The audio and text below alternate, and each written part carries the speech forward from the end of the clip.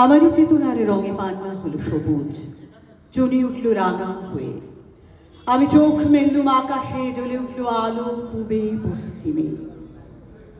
গোলাপের দিকে চেয়ে বললুম, সুন্দর সুন্দর হলো সে। তুমি বলবে এই যে তত্ত্ব কথা, এ কবির বাণী নয়। আমি বলবো এ সত্য, তাই কি কাব্য? এ আমার অহংকার, অহংকার সমস্ত মানুষের হয়ে, মানুষের অহংকার পটে বিশ্বকর্মার বিশ্বশিল্প। তত্ত্বজ্ঞানী জপ করছেন নিঃশ্বাসে প্রশ্বাসে, না না না, না পান্না, না চুনি, না আলো, না গোলাপ, না আমি, না তুমি। ওদিকে অসীম যিনি, তিনি স্বয়ং করেছেন সাধনা মানুষের সীমানায়, তাকেই বলে আমি।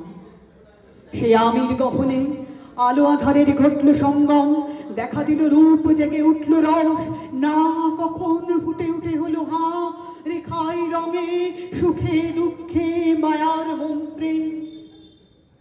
একে বলো না তত্ত্ব, আমার মন হয়েছে পুলকিত। বিশ্ব আমির রচনার আসরে হাতে নিয়ে তুলি, পাত্রে নিয়ে রং। পণ্ডিত বলছেন বুড়ো চন্দ্রটা নিষ্ঠুর চতুর হাসি তার, মৃত্যুদূতের মতো গড়ি মেরে আসছে সে পৃথিবীর পাঁজরের কাছে।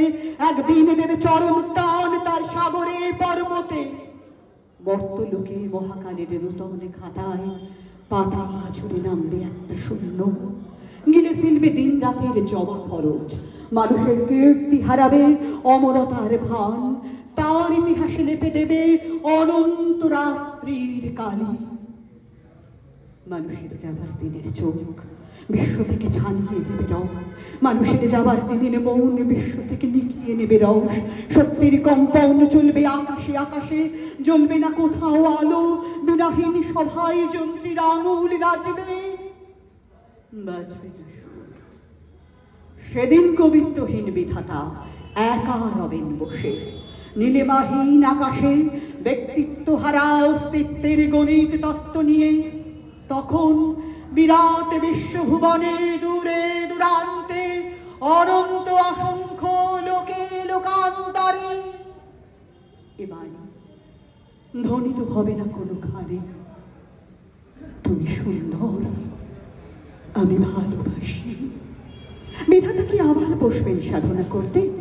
যুগ যুগান্তর ধরে প্রলয় সন্ধ্যায় জপ করবেন, কথা কও, কথা কও।